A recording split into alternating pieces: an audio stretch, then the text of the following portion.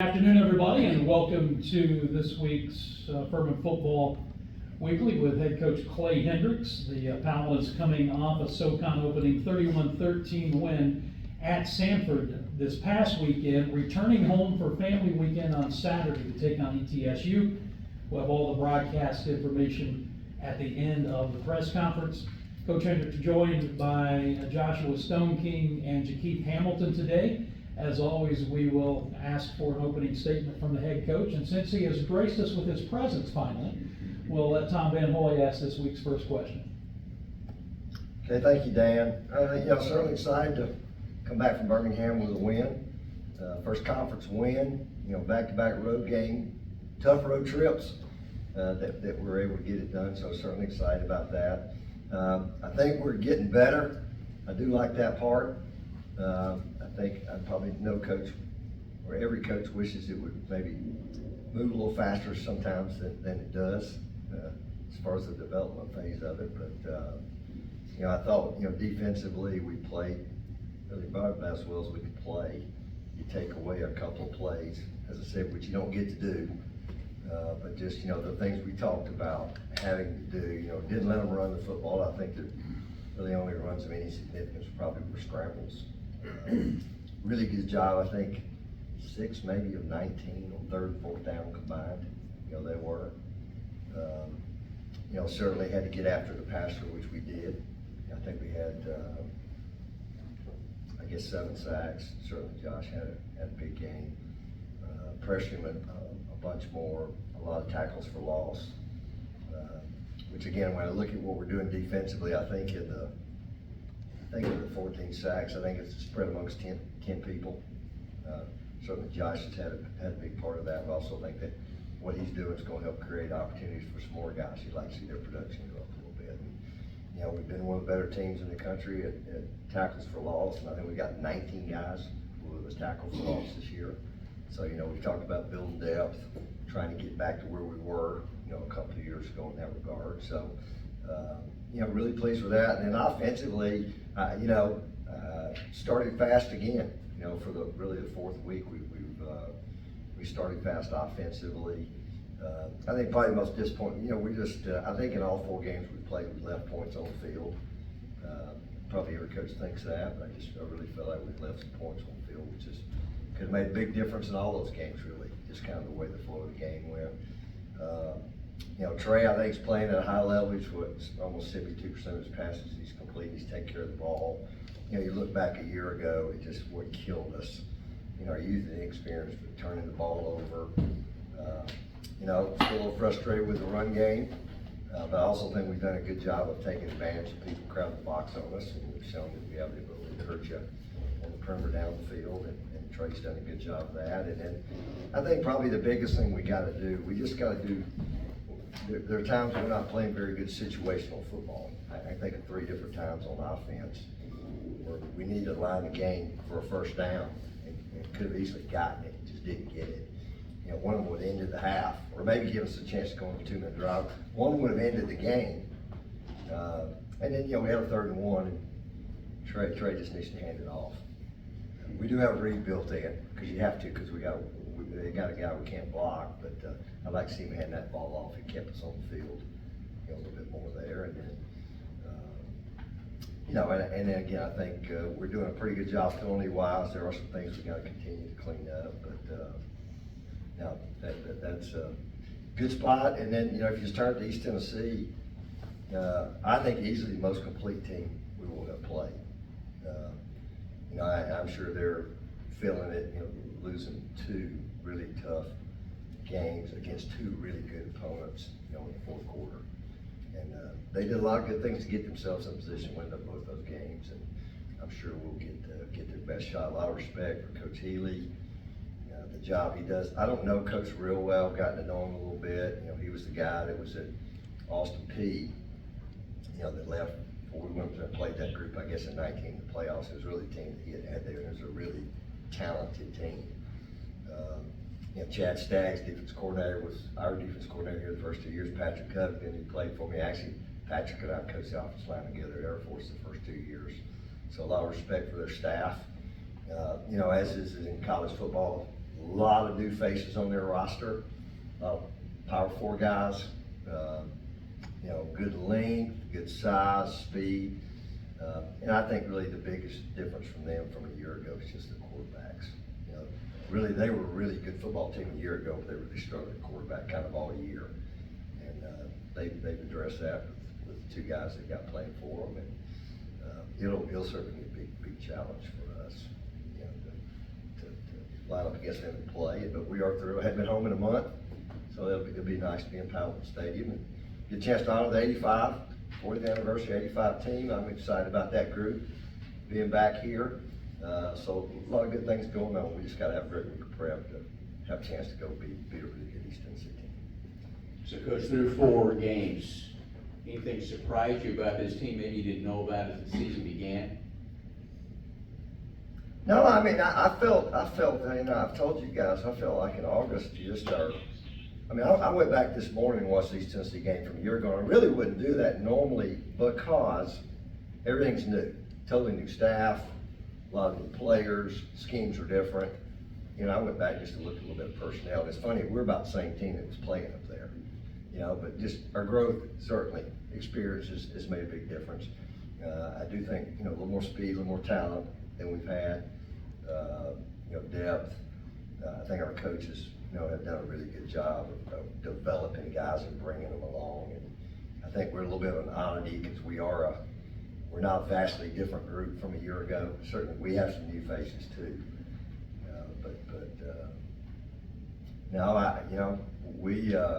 We're disappointed we're not 4-0, but we also know how close we are to not being happy at all.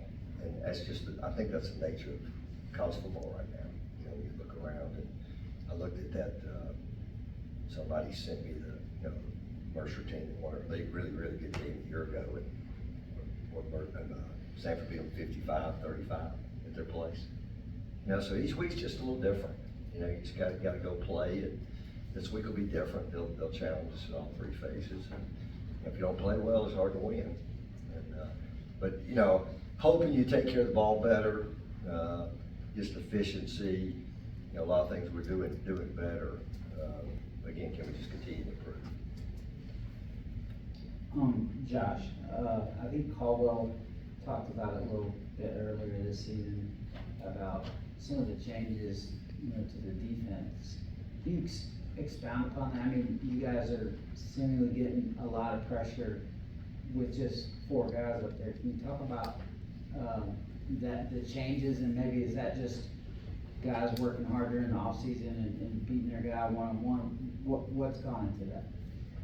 Yeah, well, I think it, you know, compared to last year, the front 4 has definitely a lot more experience going up against the guys in our league, and to be able to win the one-on-ones. And I think in spring and then in summer, working with our line on the one-on-ones and all that kind of stuff, it translated into this season.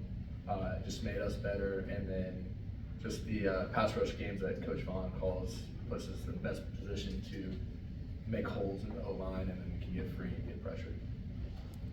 Coach, in the last game, y'all went 4 for 4 in the red zone and held them 0 for 2. Is that something that you really expand on, just the red zone defense and offensive? Well, it's something we focus on every week. You know, we've been a really good red zone defense. I think it's one of the few things we were pretty good at a year ago, was red zone defense. So yeah, I mean, it's certainly a big part of our plan each week. Field shrinks, you know, how are you going to tackle? You know, our kicker's been really good.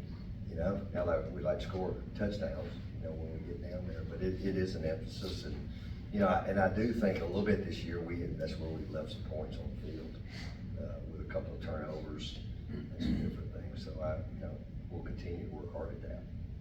Hey guys, Caroline with Fox Carolina here. Just for all of you, if you wouldn't mind answering.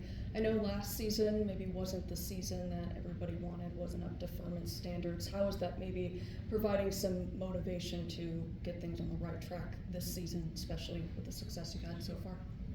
Oh, well, yeah, last season wasn't best season, and you know, the whole weeks going into practice or going into the game last year, it was just like, oh, here we go again, that kind of thing. And so we don't want to feel that way this year. We worked hard in the off season, the spring and the summer, hit the weight room hard with Coach Novo and on the field getting faster. And then just, the experience as well this year has really helped us a lot. Piggybacking on what Josh said, just the feeling that we all had last year, we pretty much use it as motivation to come in every week in the off season, in the weight room, to practice, just, come and work hard and not wanting that same feeling again, so. Yeah, I just say, I mean, I knew going into last year, we had some unique challenges, losing 41 guys off the team the year before. Never dreamed the number of injuries we'd have. So a really young and inexperienced team got really, really young and even more inexperienced. And then you combine that with not taking care of the ball, turning the ball over, allowing big plays. Just weren't a very good football team. But again, like these guys said, we have done a really good job of retaining guys here. I think when I look at rosters around, I kind of compare from year to year a lot of people we play, and it's kind of shocking the number of people that aren't there that were there a year ago. I think we've done that. When you retain, you got a chance to develop. And we've always said we're truly a developmental program. I think our coaches have done a great job of continuing to develop these guys. And they're just a lot better players now. I think we've recruited well, but we like to recruit and play with old guys. And we're playing with older guys. We're still a relatively young group, but we are relatively experienced, and we do have talent. And that's what's unique about our sport too. It's kind of the ultimate team game. And we got guys that like to play together. They play together, and which gives you a chance to have a good team. And Coach, I want to ask you about the guy to your right here. What kind of season is Joshua having, and how's that helping you guys defensively? Well, I'll say this. I went back and looked at I nominated him for all conference to start the year. He didn't get a lot of votes, I don't think, but I just saw it in him. I'm an old offensive line coach, and I see these guys a lot. And really, I was really excited about him late last year. He missed the last 4 games, with being sick, and so I just had seen it. He's a guy. He's got power. He's got speed, and he's also, we got other guys that are capable. And I think he'd be first to tell you, if they only got one pass rusher, there's no saying when you got one, you got none. When you got one guy, it's a whole lot easier to deal with him. But he's still getting a lot of people's attention, but he's still being really productive. And and I think even just blocked the kick the other day, and batted the last ball that got intercepted, to kind of end the game. So no, I'm glad he's playing for the Paladins. Joshua, your thoughts? I'm glad I'm playing for the Paladins too. JP, in 15 years here, this is the deepest and most talented wide receiver group that I've seen. A lot of years where, one standout guy and maybe it was easy to focus on. That's not necessarily the case with this group. With that means that the ball gets spread around a lot. So one guy's not going to get a ton of receptions. Just from your standpoint, talk about the wide receiver room, how all of that plays into the offensive game plan every week, and why you guys are such as a group, a big weapon that other teams have to deal with.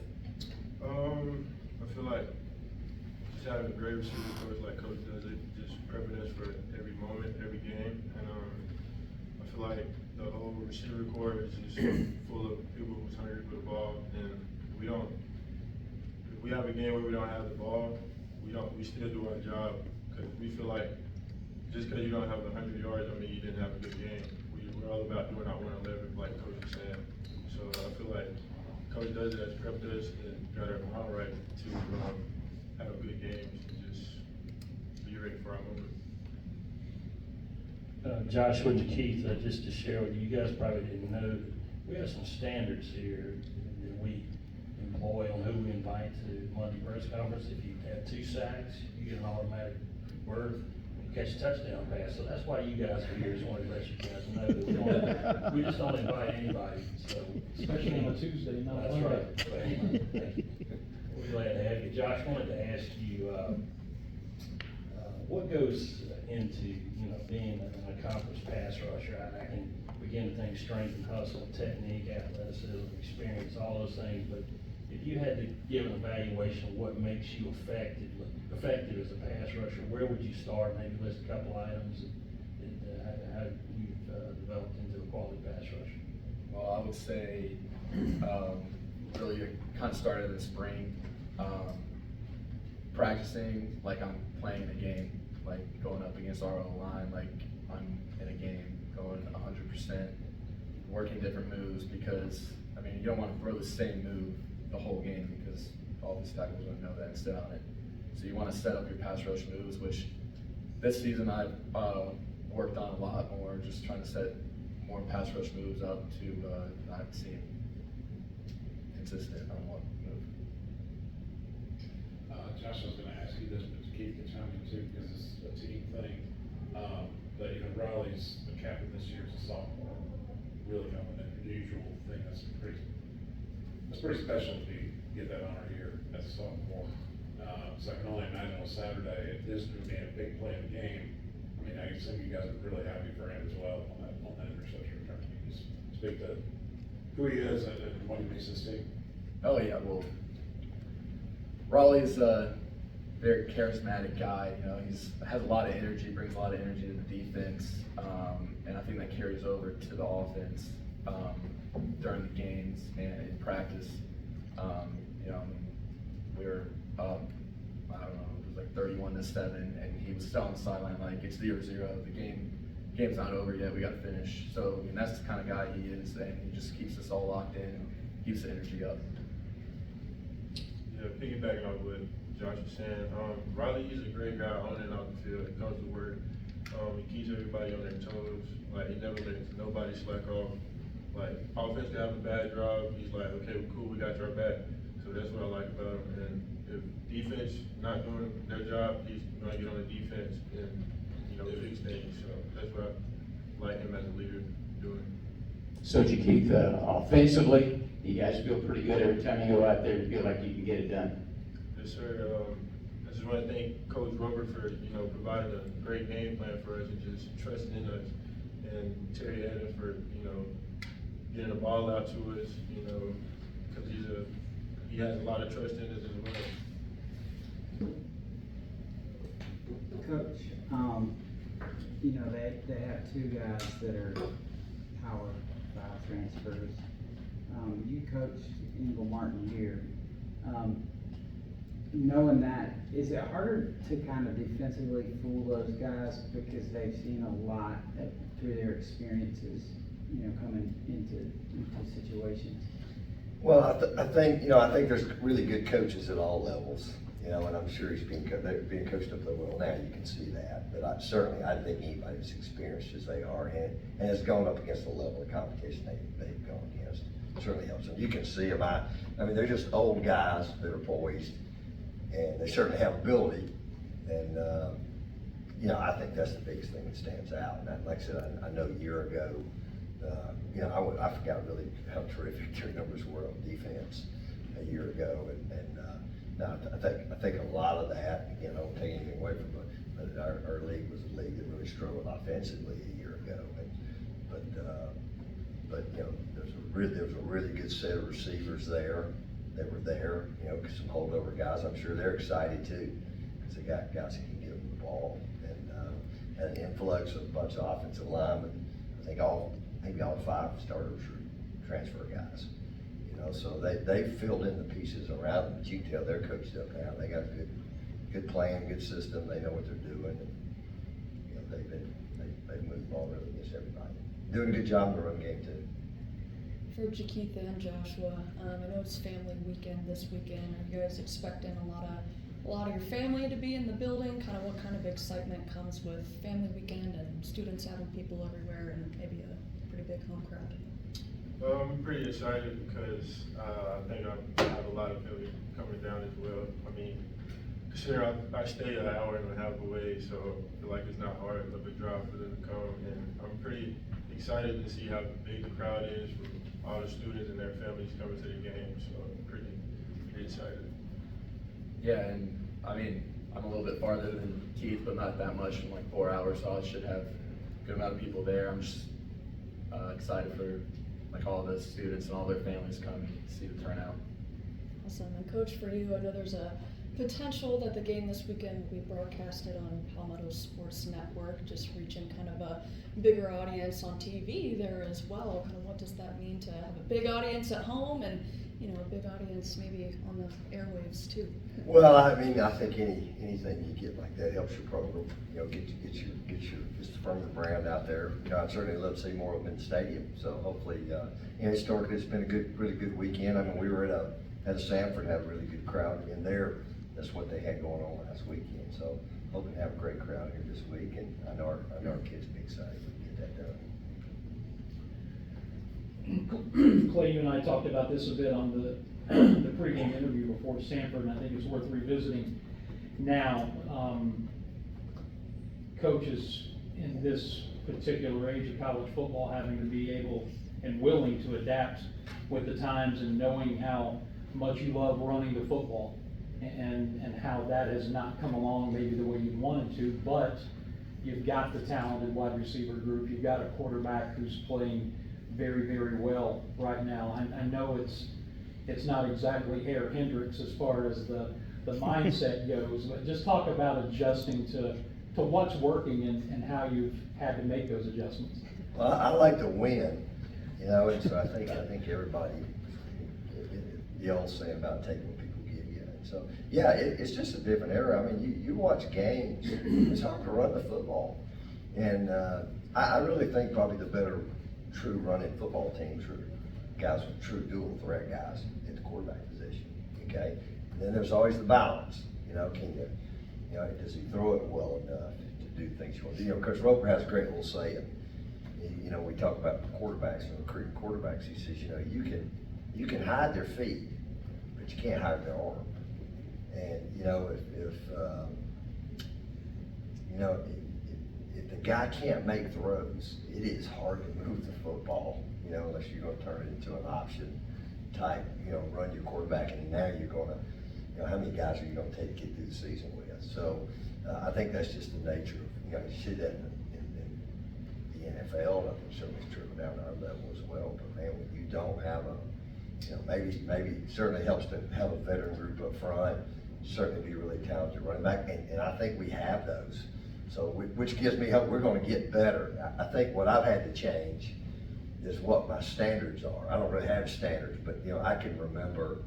I mean, literally here when I was a player here, if we didn't rush for 300 yards, and we were not an option football team, we ran some option, it was a disappointment. That's just totally unrealistic. You know, you look at some of the first numbers a year ago. So I want to be balanced, and I don't know what that quite means 50-50, but I want to have the ability to run it and throw it. I'd like to see us run it better than we are. I think we're doing some really good things in the passing game. And again, get the ball to your best players. And right now, a lot of our best players are some of those guys out there catching passes. So we'll do what we need to do. Coach, a couple weeks ago, I was driving in, it was about 3 hours before the game, and I saw you walking across the parking lot by yourself. Do you have any game day rituals that you adhere to or do anything? No, I really don't. You know, I really don't. You know, if we're playing it, most of our home games have been at 2 o'clock. You know, so you know, we generally eat. We generally have our walkthrough meetings 4 hours before, and then we follow right into meetings. Now, I like to go here maybe an hour before they get started, but not a whole lot of just true rituals. And some, you know, we have recruits coming in. Sometimes there's something involved with that. I have family here too. You know, most weeks, but not a whole lot. You know, sometimes it's nice to have a little peace and quiet before everything gets rolling on Saturday. Coach, how hard is it to kind of focus on the big picture after a game like that where you won by 18 on the road, but you didn't have the best fourth quarter, and like to kind of just put things in perspective to like say that like that was your most lopsided road win since 2022. Even the 23 team didn't win a game by that much on the road. So. Yeah, and you know, I told our players when I came back here as the head coach, and I've been here, and Hunter would know this, I was around here a bunch of years where you just took winning for granted, you know, and you're supposed to win, and you're supposed to win by this amount, and you're supposed to be, and winning's hard. You know, it is, you know, you hear that, people don't like to hear people, it is hard to win a football game. The amount of stuff that goes into that. And so, one thing I've said since I've been here, I tell them, we celebrate wins around here. And, we'll go watch the tape, we'll learn from it, gotta be better. And yeah, I like to play a little better in the fourth quarter, and a lot of times it's a few little things that I think there's some great teachable moments. We talked about the situational football. The same thing with defensively. We get a less than a 2-minute drive, and then we'll throw a 3-yard completion. We won't go try to make some play on the ball when we all just let it catch it, tackle it, and the game's going to end. The next thing you know, it's a 35-yard run, after catch. So, again, I just try to stay off the peaks and out of the valleys, because those weeks when you think you played really well and you go back and watch it, there's some of that, and then there's times you think you played really poorly and you go back and it's kind of not that way either. So, I don't know, I just try to be consistent in my message. We just, how we practice. I got after our guys a little bit last week. I just felt like we were doing some things in practice that we need to do better. I thought we were practicing pretty good, but there's just some things that go along with just how we manage things and do things in practice. I let it be known. I don't think I do that a lot, but I like how they responded. I think the message is huge. I just heard, these two guys had 2 guys that coach them that do a phenomenal job of that. Drew does it just, demanding yet fun with those guys and energy, and Kevin and Dwayne Vaughn, what those guys have done, because really Josh has kind of had both guys coaching him. So, heck man, it's too much work not to go have fun, enjoy it, enjoy the bus ride home. When Sunday comes around, we can get to watching the tape and worry about the next week. And kind of a fun one, you guys have Devin Hester Jr. on your team, but he's not related to Devin Hester? Is that kind of like, anybody's in the return game too? No, in fact, I got asked, I think, for the 45th time on Saturday about that. I've been asked by everybody from every pro scout to the high school coach to opposing coach. But yeah, it does come up quite a bit. I was gonna say, does it kind of make for some jokes in the locker room, anything like that? I'm not in the locker room in there a lot, so there may be a little bit of that, yeah. Maybe something that all of you can address, because the fans see what happens on Saturday, and they know that you practice during the week. There are things that go on behind the scenes from a time standpoint, and from the other things that happen that can affect the football team, and people don't understand that. I come back over here Sunday, you guys are already here, you're in a big team meeting in here, you're already working, less than 24 hours after wrapping up that win. You're putting in that kind of time, what Coach Vaughn and his wife have been through the last 3+ weeks with their little son, who thankfully is fine and is home now. Just things that people don't understand that go on behind the scenes that can affect individuals and teams, and yet you're expected to find a way to plow through it. Yeah, it's funny you say that, Dan. Certainly Cooper was doing well. That was first time parents. That was a trying time for a few weeks, and I wasn't here Sunday. I was at George Coyle's mother's funeral. Right. And George, who great friend of mine, Furman guy, certainly coached here, was at East Tennessee State, and I got the news of that on Friday, and there's just something I felt like I wanted to do and be at. Certainly they don't need me here to be able to manage a practice, and great job with those guys managing that. So, there's all kinds of things, things that, a lot of things you don't even know about. It's just, like I said, it's I think football helps you with that stuff. As I've said, football and life, they are so eerily similar. The challenges that you go through, and the ups and downs, and the hard times and the good times, and I think it's certainly great to have. We got 118 players on our team, and then we're out there today at practice. There's probably 150 to 60 people. When you talk about staff and studio workers. So we have a pretty good support system right there too. And just quickly before we wrap it up, for both of the players, and Keith, I'll start with you. All of those circumstances that have really nothing to do with what goes on the field, sometimes it can tear a locker room apart, sometimes it can bring a locker room together. Not that anything like that has happened here necessarily overly dramatic, but there are those things that people don't see. How do you manage that, and why is this team such a close unit? The way we manage it is the saying that Coach Noble has is, leave your coat at the door. You just have that mindset, just be ready. And another thing I like about being here is the brotherhood. Like, everybody is here for each other, no matter what we're going through, and just everybody you can talk to about what's going on in life, and they'll be there to help you out. So.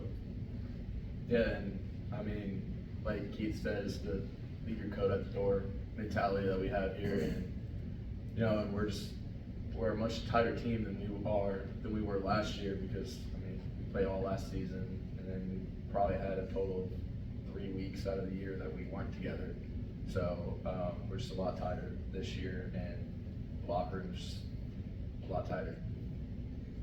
All right, Coach, final thought before we wrap it up? No, just, certainly excited to be at home this week. And I'll be a heck of a game, heck of an environment, heck of a challenge, for us. And, we're getting ready to, we're fixing to run the gamut here. When you look at our league and all these conference games that are going on, and when you watch that East Tennessee Mercer game, and I think you're gonna see a lot of games like that in the next few weeks, month. And so, and I think it's like that most years. And so, we'll find out if we're up to the challenge, but we're certainly excited to get a chance to go play again a really good East Tennessee team this week. All right, just a reminder, it is family weekend here at Furman for the ETSU game. The kickoff is at 2 p.m. It'll be an ESPN Plus telecast, and possibly Palmetto Sports and Entertainment Network. We'll find that out later on in the week. From a radio standpoint, on the Fan Upstate, the Pepsi Countdown to kickoff will begin at 12:30. Furman and ETSU, Paladins' second SoCon game of the season. Our thanks, as always, to head coach Clay Hendricks, Joshua Stoneking, Jakeith Hamilton, and for all of us here at Furman, I'm Dan Scott saying God bless you, and so long, everybody.